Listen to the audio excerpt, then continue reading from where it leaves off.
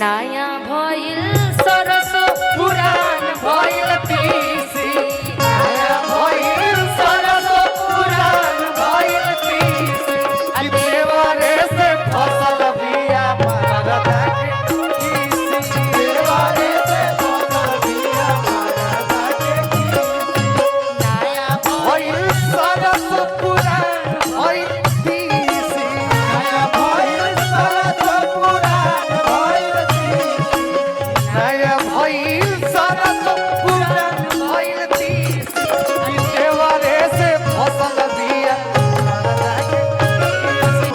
वो गाना तोहरे खातिर गइले रहनी सोनी जी एगो गाना अरे कि माल खोवा होई गईले रे गोरकी माल खोवा होई गईले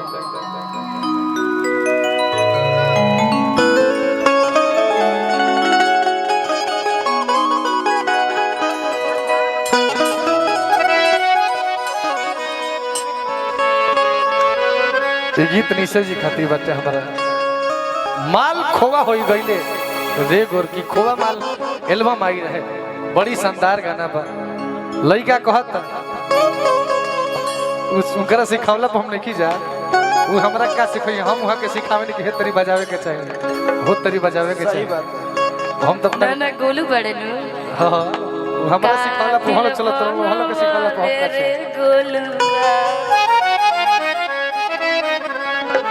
हम लोग आज बजाओ जितने बजाओ तो बजावत तो बाड़े कि का दिल गुरु जी कृपा बराबर गुरु जी के माने के पड़ी बस सबके बाद अरे की अब ते जवान रोवा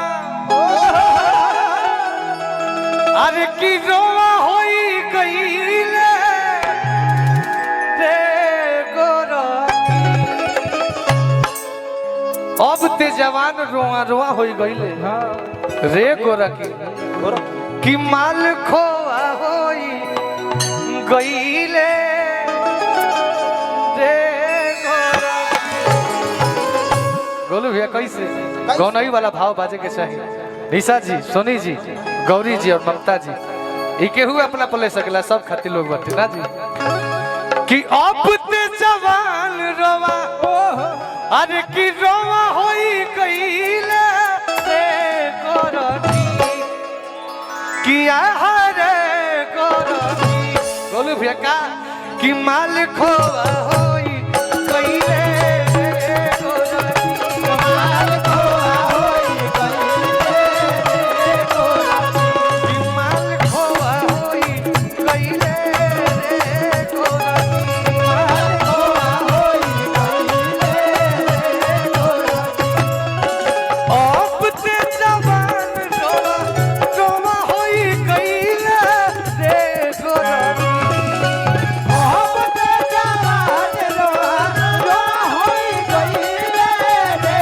गोरकी अब ते जवान रोवा रोवा होई गईले रे गोरकी माल खोआ होई गईले रे गोरकी माल खोआ होई गईले रे गोरकी माल खोआ होई गईले रे गोरकी माल खोआ होई गईले रे बोलू भैया नया भइल सरसो पुरान भइल तीसी नया भइल सरसो पुरान भइल तीसी देवारे से फसल बिया मरदा के तीसी देवारे से फसल बिया मरदा के तीसी नया भइल सरसो पुरान भइल तीसी नया भइल सरसो पुरान भइल तीसी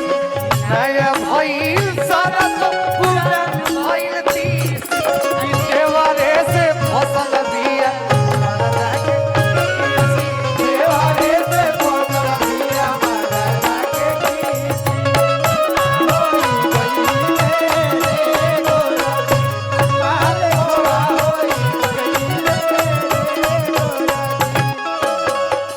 लइका इतने नहीं के कहत गोलू भी अरे किशोरा है उमर बा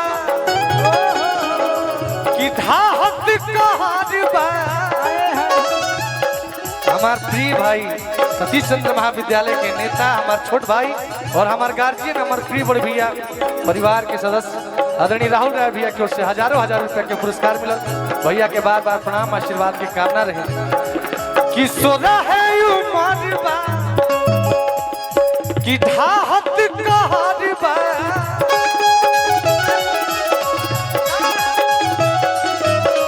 सुघर बदनिया तोहर लागत जहर बा। सुघर बदनिया तोहर लागत जहर बा। सुघर बदनिया तोहर लागत जहर बा। ई लाइन रौरे खाती कहे के बनीसा जी कि गदराइल बड़ू हो तू मोटाइल बड़ू हो। तू मोटाइल बड़ू हो कि गदराइल बड़ू हो तू मोटाइल बड़ू हो। ए तरे ना अरे कि पाकल पाकल कटहर के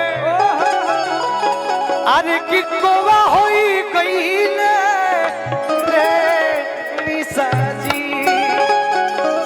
पाकल पाकल कटहर के कोआ होई गई नी ए निशा जी।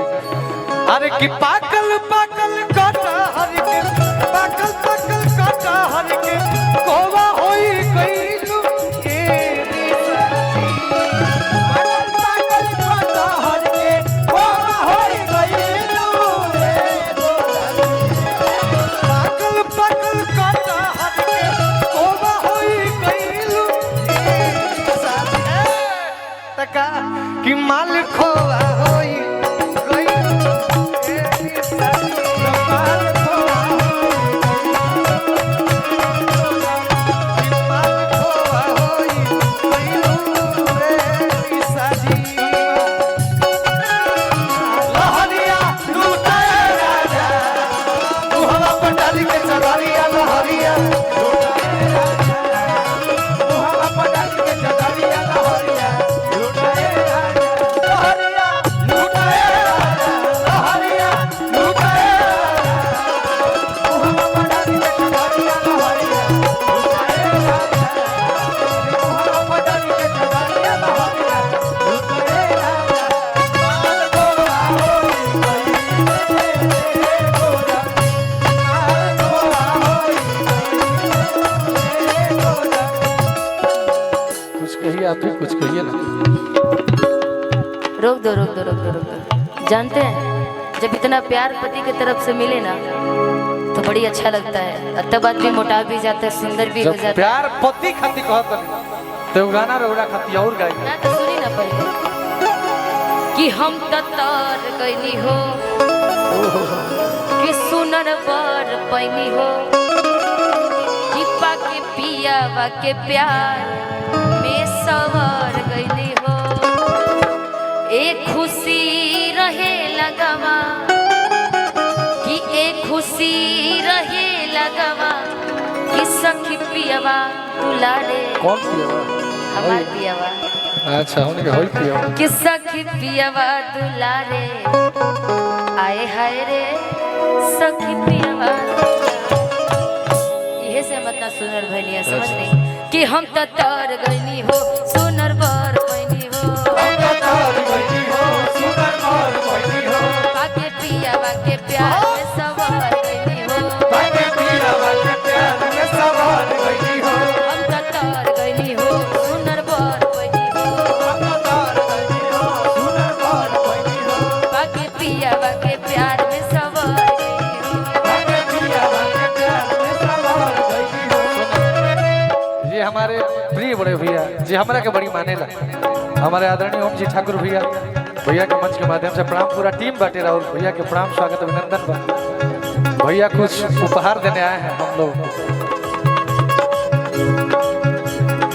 वैसे ही माता रानी के आशीर्वाद रुआ ऊपर हमेशा बनल रहे बड़े भैया।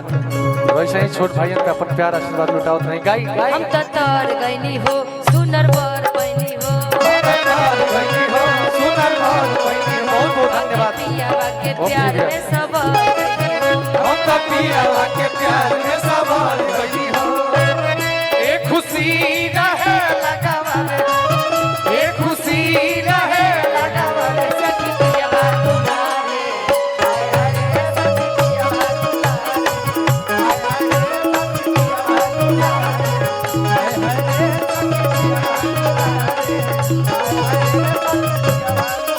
हमारे अरुण ठाकुर भैया भैया की ओर से हजारों हजार रुपए के पुरस्कार मिले भैया के बाद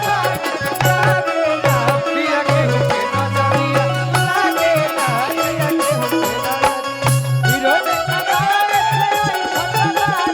हीरो ने खंडारे सारी घटना सती है लागे अभी रुकिए